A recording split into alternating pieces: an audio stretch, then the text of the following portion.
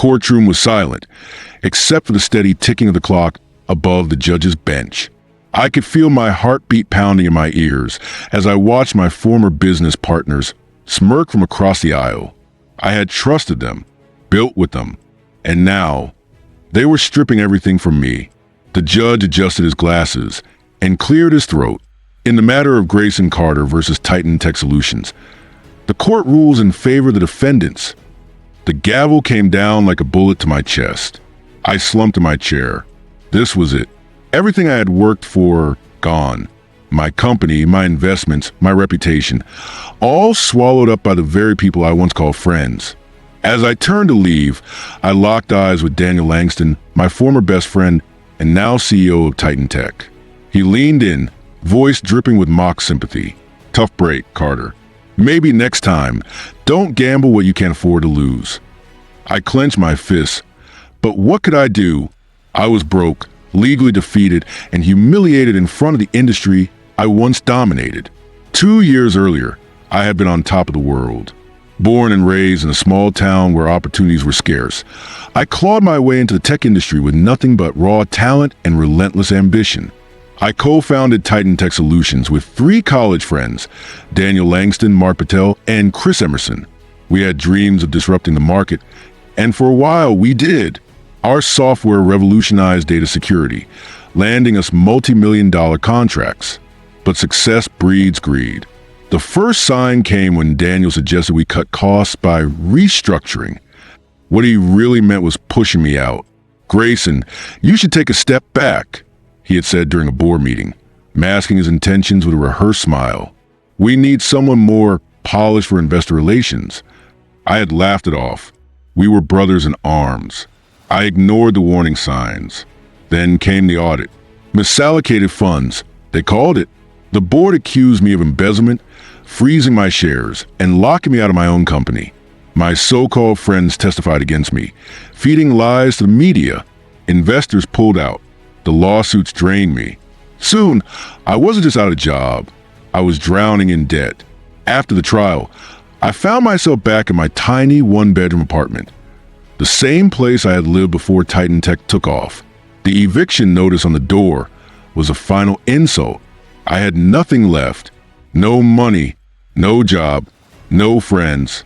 The phone rang. I let it go to voicemail, but curiosity got the better of me. "Grayson, it's your landlord. Your grace period's up. You have until the end of the week to vacate." I gritted my teeth. I had no family to turn to, no savings, and no prospects. That night, I walked aimlessly through the city, past the towering skyscrapers I once envisioned my office. A billboard for Titan Tech beamed down at me, featuring Daniel Langston's smug face. Rage burned in my chest. They had stolen everything. But I wasn't done yet. I took the next bus to the only place I had left, a rundown diner on the outskirts of town. "Grayson Carter? Damn, man, you look like hell." I turned to see Jake, an old friend from my high school days. He had always been the street-smart type, working odd jobs, making deals in back rooms. We hadn't talked in years, but desperation made me swallow my pride. "I need work, Jake. Anything." Jake studied me for a moment, then nodded. "I might have something. Not legal, not pretty, but it pays." I didn't hesitate. "I'm in." He led me to a dimly lit warehouse, where a group of men sorted through shipments of computer parts, software licenses, and counterfeit electronics. It was a black market operation, risky but my only shot. Over the next 6 months, I worked like a madman. I learned the underground trade, used my tech knowledge to hack and resell data, and built connections in places I never imagined.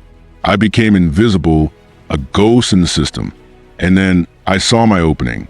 Titan Tech was expanding, acquiring a struggling software firm to corner the market.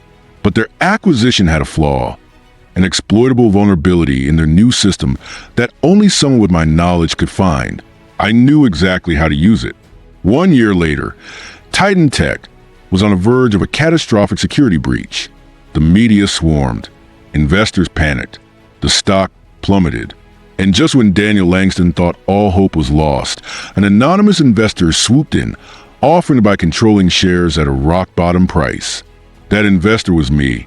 Titan Tech's board, desperate to salvage the company, accepted my offer without realizing who they were selling to.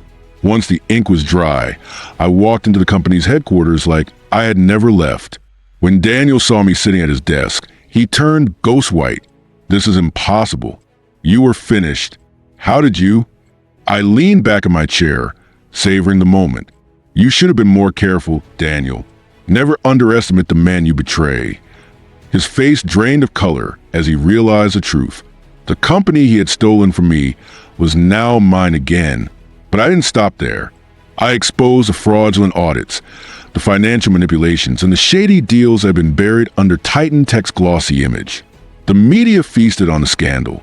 Daniel, Mark, and Chris faced lawsuits, their reputations shattered. And me? I rebuilt the company the right way. I hired talented, hard-working people who had been overlooked. I reinvested in the tech we had originally set out to create. I turned Titan Tech into a powerhouse, one that I controlled. One evening, I stood on the rooftop of my newly acquired headquarters, looking down at the city. The skyline stretched before me, bright and full of possibilities. Jake stood beside me, grinning. "Hell of a comeback, man." I smirked. They laughed at me when I was broke. Now I own their company. Life had taught me one brutal truth. Resilience, strategy, and patience turn losses into victories. And I had just won the biggest game of my life. What do you think? Drop your thoughts in the comments. And don't forget to like, subscribe, and stay tuned for more epic stories of revenge, success, and redemption.